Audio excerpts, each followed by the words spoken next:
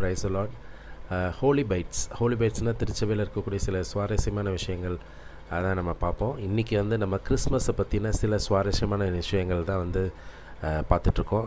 நேற்று கிறிஸ்மஸ் டேவான நேற்று வந்து சில விஷயங்கள் பார்த்தோம். இன்றைக்கி அதோட தொடர்ச்சியாக பார்க்குறோம்.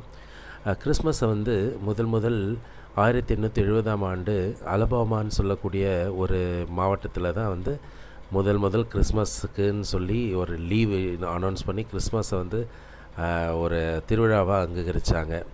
அதே மாதிரி ஃபஸ்ட்டு கிறிஸ்மஸ் கார்டு எப்போது வந்து சென்ட் பண்ணப்பட்டதுன்னா 1843ஆம் ஆண்டு.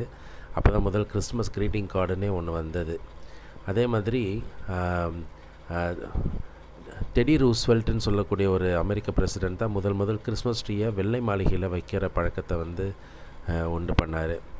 அதே மாதிரி ஹோம் அலோன் அப்படின்னு ஒரு மூவி இருக்குது, பார்ட் 1 பார்ட் 2லாம் இருக்குது.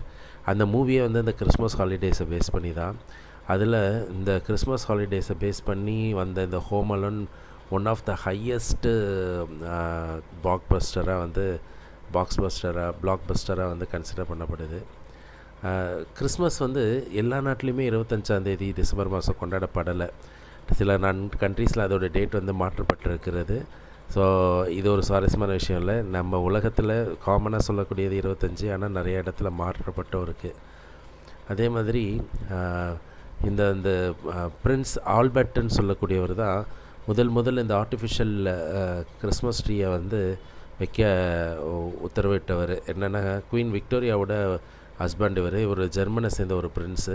1848ஆம் ஆண்டு ஒரு முதல் கிறிஸ்மஸ் ட்ரீ இப்படி தான் இருக்கும்னு வந்து உருவாக்கி அவர் கொடுத்தது தான் வந்து இந்த கிறிஸ்மஸ் ட்ரீ.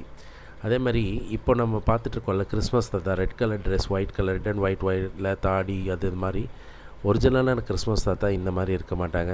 கிறிஸ்மஸ் தாத்தா வந்து க்ரீன் கலர் ட்ரெஸ் தான் வந்து பழைய காலத்தில் சொல்லப்பட்டது.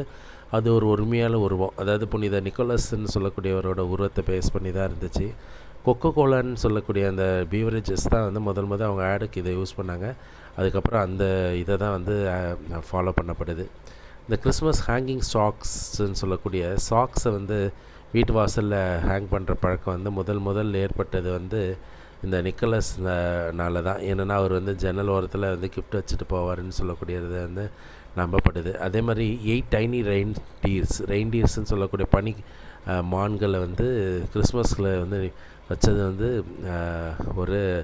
ஒரு இம்பார்ட்டண்ட் விஷயமா இருந்தது. அதே மாதிரி கிறிஸ்மஸ் ரீத்துன்னு சொல்லக்கூடியது ஒரு ட்ரெடிஷனாக மாறுறதுக்கு இந்த கிறிஸ்மஸ் இதுவாச்சு. அதே மாதிரி ஜிங்கிள் பெல்ஸ்ன்னு சொல்லக்கூடிய பிஸ்னஸ் கிறிஸ்மஸ் பாட்டு இல்லை, அது ஒரு thanks giving song. Price the Lord.